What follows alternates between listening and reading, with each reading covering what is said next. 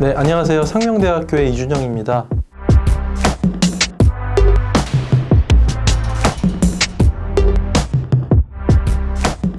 코로나 디바이드는 이제 코로나19 이후에 사회에서 양극화 현상이 심화된다라는 여기에 이제 초점을 맞추고 있습니다. 다시 얘기하면 불평등의 지수가 더 높아지고 있다. 이렇게 얘기를 할 수가 있습니다.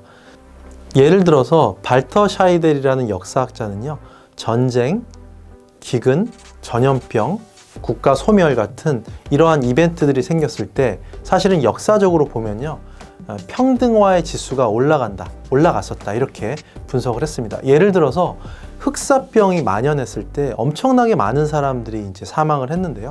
특히나 그 가운데서 노동자 계급이 정말 많이 죽었습니다. 사망을 했죠. 그래서 결과적으로 어떤 일이 벌어졌냐, 이런 노동자 계급의 임금이 사람들이 없어지니까 굉장히 많이 올라간 거죠.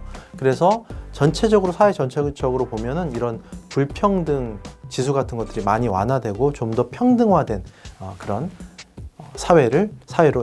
사회가 만들어졌다 이렇게 얘기를 했습니다. 그런데 이 코로나19 사태가 벌어지고 나서는 오히려 반대의 현상이 벌어지게 된다는 거죠. 대표적으로 미국에서 그런 사태를 많이 볼 수가 있는데, 미국에서는 특히 이제 의료보험 제도가 좀 제대로 우리나라 같이 완비가 되어 있지가 않아서 특히 이제 저소득층이 이제 흑인들에게 많이 몰려 있어요. 그러다 보니까 흑인들의 전염병 감염률이나 사망률 자체가 백인들에 비해서 월등하게 높게 나타난다는 겁니다. 소수 인종임에도 불구하고 백인들에 비해서 훨씬 더 높게 나타난다라고 하는 이런 역설적인 현상들이 벌어지게 된다는 거죠. 그래서 이런 현상들을 가리켜서 미국에서는 코로나 신카스트다 이렇게 얘기합니다. 카스트라는 게 뭐예요? 결국은 어떤 계급 제도라는 건데, 이런 식으로 계급화된다는 이런 부분들을 얘기를 하죠. 특히 이제 이런 코로나19 사태에 대해서 미국에서 로버트 라이시 교수는요, 미국에서는 4개의 계급으로 분화가 되고 있다 이렇게 얘기합니다. 첫 번째 계급은요, 가장 높은 계급은 원격 근무가 가능한 사람들입니다. 이런 사람들은 아무래도 이런 전염병에서 조금 더 안심할 수가 있겠죠. 두 번째 계급은 필수적인 노동을 해야 되는 그런 사람들입니다. 예를 들어 택배, 얼마 전에 물류센터에서 확진자 엄청나게 퍼져나갔잖아요. 택배 노동자라든가 의료계 종사자라든가 이런 분들이 필수 업무를 하시는 분들이고요. 세 번째 계급은요, 임금을 받지 못하는 분들입니다. 지금 코로나 때문에 여행업계라든가 외식업계 같은, 요식업계 같은 데서는 아무래도 무급 휴가라든가 심지어 해고까지 당하시는 이런 분들이 많아지고 있습니다. 이제 그런 부분에서 이제 임금을 받지 못하는 이런 분들이 생겨나는 거고요. 네 번째, 가장 낮은 계급을 얘기할 때는 잊혀진 노동자들. 예를 들어서 해외에서 이제 건너온 그런 노동자라든가 재소자라든가 집이 없는 노숙자, 이런 사람들이 이제 감염병 위험에 무방비로 노출되어 있다 이렇게 얘기합니다. 그래서 이렇게 계급 분화가 점점 심해지고 있다 이렇게 얘기합니다. 그래서 미국에서는 이런 현상들이 아주 사회 갈등 양상까지도 번져 나가고 있는데요. 예를 들어서 어떤 케이스가 있었냐면, 미국에서 이제 데이비드 게펀이라는 그런 유명한 영화 제작자가 있었어요. 이 사람이 SNS에다 한 사진을 올립니다.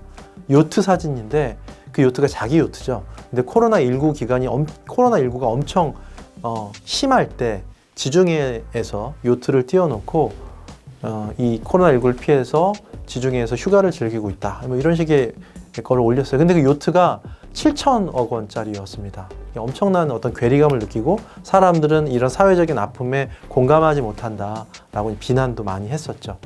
그래서 바로 내리기도 했었는데, 이렇게 미국에서는 부유층 같은 경우는 요트라든가 또는 벙커 같은 것들을 만들어 가지고요, 1억이 넘는 비용을 들여서 뭔가 공기가 다 소독되고 정화되는 그런 시스템까지 갖춰서 자기들만의 프라이빗한 그런 프라이빗 이코노미라고 하는데, 이런 것들을 구축해 나가는 모습들을 볼 수가 있습니다. 자, 이게 이제 미국 사례까지 안 가더라도요, 명품 소비에 있어서 우리나라에서 보면요, 명품 소비가 우리가 보복 소비 형태로 이제 벌어지고 있다 이렇게 분석을 하기도 합니다.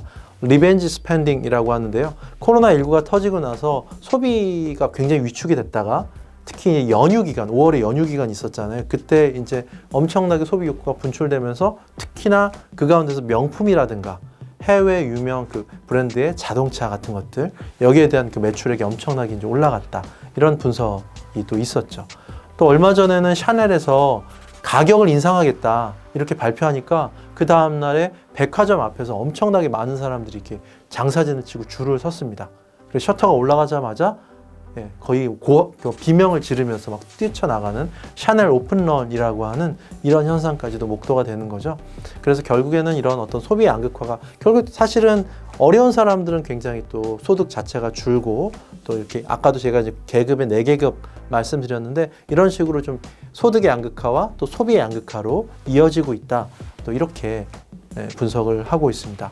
그리고 또 개인의 소비 함수 내에서도 사람들이 아무래도 지갑이 얇아지니까 이렇게 소비의 구조 조정을 하고 있다.